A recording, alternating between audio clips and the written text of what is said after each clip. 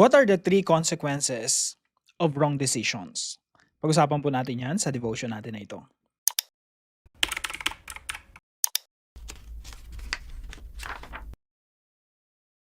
Magandang araw po sa bawat isa sa inyo. Welcome back to our 365 Daily Devotions, Bible Characters Edition.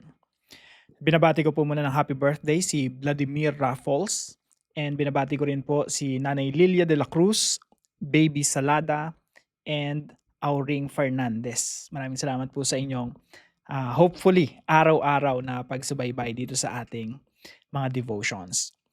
Now, yung topic po natin ay patungkol po sa tatlong consequences, no? Tatlong nagiging resulta ng mga maling desisyon na ginagawa po natin. So, yung topic po natin ay patungkol po kay Hagar and Ishmael. Now, yung pinag-aaralan po natin recently, ito po ay patungkol kay Abraham. At before po ng istorya na pag-aaralan natin, si God po ay nangako kay Abraham at kay Sarah na sila po ay gagawing malaking bansa, dadami yung lahi nila. Now, nanampalataya po si Sarah tsaka si Abraham doon sa pangako na yon. Pero siyempre may mga pagkakataon na paano mangyayari yun? Wala kaming anak. So there was a time po na sabi ni Sarah kay Abraham, Abraham, yung alipin ko na si Hagar, sipingan mo. At baka yan yung gagamitin ng Panginoon para maging malaking bansa tayo. Kumbaga si yung anak nila, si Ishmael, no, yung gagamitin ng Diyos para maging isang malaking bansa, si Abraham. So ginawa ni Abraham, sinipingan niya nga si Hagar, pinanak si Ishmael. Pero ang nangyari po, mga kapatid, si Ishmael nung teenager na siya, si Sarah nabuntis. Ilang taon si Sarah noon? 90 years old. Pinanganak si Isaac. Tapos si Abraham, 100 years old. Nagkaanak pa sila.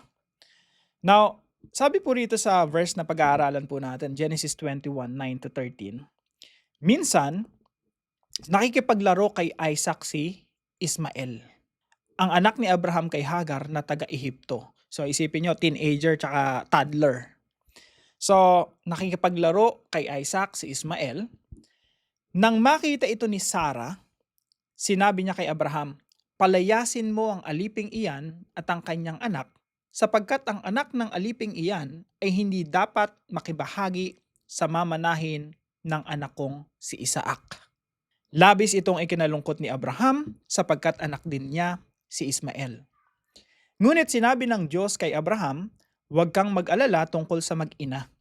Sundin mo na ang gusto ni Sarah. Sapagkat kay Isaac magmumula ang lahing sinasabi ko sa iyo.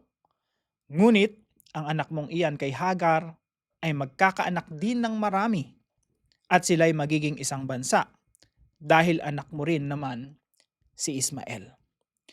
Now, dito po sa istorya na to, marami pong tanong dito. So nagsulat po ako ng 3 tanong na sasagutin po natin sa dive deeper video natin. Una, makikita nyo po rito si Ismael nakikipaglaro kay Isaac. Nakikipaglaro lang naman eh.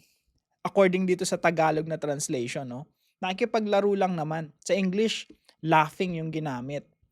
Sa ibang translation po sa Tagalog, tinutukso ni Ishmael si Isaac. So kahit pa tinutukso or nakikipaglaro o pinagtatawanan o nagtatawanan, no? Sapat ba yun para palayasin si Hagar tsaka si Ishmael? Parang napaka-brutal, parang napakasama naman ni Sarah dito. So, sasagutin natin yung sa dive deeper. Talagang masama ba si Sarah dito? Pangalawa, bakit sinang-ayunan ng Diyos si Sarah? At sinabi ng Diyos kay Abraham, Abraham, sundin mo na yung asawa mo na si Sarah. Anong reason? Anong purpose ng Diyos? Sasagutin din natin yan sa dive deeper. At pangatlo, ano yung, sabi rito sa Biblia na si Ishmael magiging malaking bansa. Ano yung bansa na yun sa kasalukuyan? At ano ang plano ng Diyos sa mga lahi ni Ishmael?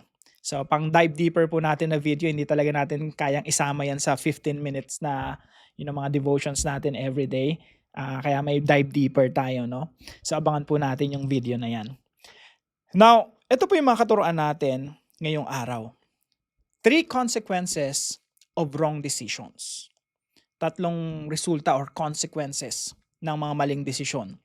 Ano po ba yung definition? Ano ba yung kahulugan ng wrong decisions? Paano mo malalaman na yung isang desisyon ay maling desisyon? Now, para po dito sa video na ito, yung definition po natin ng wrong decision ay ganito. Doing or acting outside God's will. So pag may ginagawa ka na hindi naman yun ang kagustuhan ng Diyos, wrong decision yan. So pakatandaan natin mga kapatid, no? Araw-araw gumagawa tayo ng desisyon. Pag meron kang ginagawa na hindi gusto ng Diyos na gawin mo, yan po ay wrong decision. Pero salamat sa Panginoon, no? Kasi yung Diyos natin, kahit na may mga maling desisyon tayong ginagawa, minsan hindi yun beyond redemption. Minsan ginagamit din talaga ng Diyos or kadalasan hinahayaan ng Diyos yun mangyari kasi, meron siyang, pwede niya pang ayusin yun, no? I-restore, i-redeem. Salamat sa Diyos kasi yung Diyos natin, ganun, no? Ganun rin po ang nangyari dito. May maling desisyon na ginawa sila, Sarah at Abraham, pero may mas magandang plano ang Diyos kaya hinayaan ng Diyos na mangyari. So, 3 consequences of wrong decisions. Paano mo malalaman na mali ang isang desisyon? Number 1 po, wrong decisions hurt the people you love. Isang consequences po talaga ng maling desisyon, nasasaktan mo yung taong mahal mo. Yung taong pinakaingatan mo, pero protektahan mo, yun pa yung nasasaktan mo. Tingnan niyo po sa istorya ni Sarah and Abraham. Nagmamahalan naman silang mag-asawa. Pero dahil meron silang maling desisyon, dito po sa istorya na ito, si Sarah, na siya nga yung nagpasimuno nito, tapos sinasabi niya kay Abraham, Abraham, palayasin mo na yung anak mo na yan. Anak niya si Ishmael eh. So anong pong sabi ng Biblia? Labis itong ikinalungkot ni Abraham sapagkat anak din niya si Ishmael. Si Abraham naman, yung anak niya na mahal niya, kailangan niyang palayasin. Kasi yun din ang sabi ng Diyos, sundin mo na yung asawa mo na si Sarah. So pinalayas. Alam niyo po ba yung istorya na to? Kinaumagahan, si Abraham, nag-prepare siya ng huling beses niya ng paghahandaan ng pagkain yung mahal niya. Last na yun. Pinaghandaan niya ng pagkain, tapos pinalayas niya na. So, gaano kasakit yun, no? So, wrong decisions hurt the people you love. Pangalawa po, wrong decisions damage relationships. Nagkaroon ng damage yung relationship nila ng mag-ama ni Abraham tsaka ni Ishmael, marahil si Sarah tsaka si Abraham. Marahil mahabang proseso ito hindi lang siguro ito one time na nakita ni Sarah na yun na naglalaro si Ishmael tsaka si Isaac or nag-aaway yung dalawa o inaalipusta ni Ishmael si Isaac. Siguro mahabang proseso ito, tapos marami silang away, marami silang usap, marami silang sinesettle na itong mga panahon na ito. At pati yung relationship nila naapektuhan. So wrong decisions damage relationships. Walang iniwan po yan sa kapanahunan natin ngayon, no? Na yung isang mag-asawa na nagsasama ng mabuti, maayos, pero nagkaroon ng maling decision si Mr. or si Mrs. pumatol sa iba, nagkaroon ng sexual relationship sa ibang tao. Anong resulta ng wrong decision na yon? Na-damage yung relationship nilang mag-asawa, no? Ganun din sa mga magkakaibigan, ganun sa mga kakapatid, ang ganda-ganda ng relationship, ganun sa mga business partners, ganda ng relationship nila. One wrong decision na damage yung relationship nila. Nagkawatak-watak yung magkakaibigan, nagkagulo yung negosyo, at nagkagalit-galit yung magkakapatid. For the longest time, di nag-uusap, no? Marami po akong mga naririnig na gano'n na mga magkakapatid na may maling decision lang yung isa. Hanggang ngayon, di na nag-usap for many years. Pangatlo po, wrong decisions result in pain and suffering. Dito po sa istorya na ito, basahin niyo po yung Genesis 21. Makikita niyo po, nakakaantig ng puso, no? Nang pinalayas na nila si Hagar at si Ishmael. Si Abraham, pinaghanda ng tinapay at tubig si Hagar, tapos pinaalis niya na sarili niyang anak. At etong si Hagar at si Ishmael, clueless sila. Saan kami pupunta, no? Kasi biglaan kinaumagahan, pinaalis sila Kaya po sabi sa Bible, pagala-gala sila sa disyerto. at hindi nila alam kung saan sila pupunta. At sabi po sa Biblia, etong si Ishmael naubusan na ng tubig. Si Hagar tsaka si Ishmael naubusan sila ng tubig. At siguro uhaw na uhaw sila sa disyerto. Si Hagar, dinala niya yung anak niya doon sa lilim ng mababang puno, tapos lumayo siya. Tinitingnan niya yung anak niya sa malayo. Bakit po? Anong sabi ni Hagar? Nakasulat po yan sa Genesis 21. Sabi niya, hindi ko kayang makita yung anak ko na mamatay sa harapan ko. So wrong decisions result in pain and suffering. Maling desisyon nino? Ni Abraham, ni Sarah, ni Ishmael, ni Hagar. Dito po sa pag-aaral natin sa Dive Deeper, makikita niyo po yung wrong decision din ni Hagar tsaka ni Ishmael. Inuusig nila si Isaac. So para po sa ating application, how to avoid wrong decisions. Number 1 po, prayerfully ask God for wisdom and guidance. Bago ka gumawa ng desisyon, make sure ipinanalangin mo muna yan. Kahit pa maganda yung opportunity, sobrang ganda ng opportunity sa yung trabaho or ina-applyan mo, na-approve na, no? Susunggaban mo na ba yan? Talagang yan na yung direction mo sa buhay? No, you have to pray for it first. Hindi lahat ng maganda sa paningin makakabuti sa'yo. Kapag ikaw ay nananalangin, hinihingi mo ang guidance ng Panginoon, karunungan ng Panginoon sa decision na gagawin mo, hindi ka magkakamali. Kasi hinihingi mo nga sa Diyos yung direction eh. Pero pag ikaw ay ura-urada, gumagawa ka ng desisyon, kahit pa sa tingin mo maganda yan, mabuti yan. Kung hindi mo sinangguni sa Panginoon, baka mauwi yan sa trahedya. Number 2 po, humbly listen to the counsel of godly people. Humbly, ibig sabihin magpakumbaba ka na nakikinig sa mga payo ng mga taong makadiyos.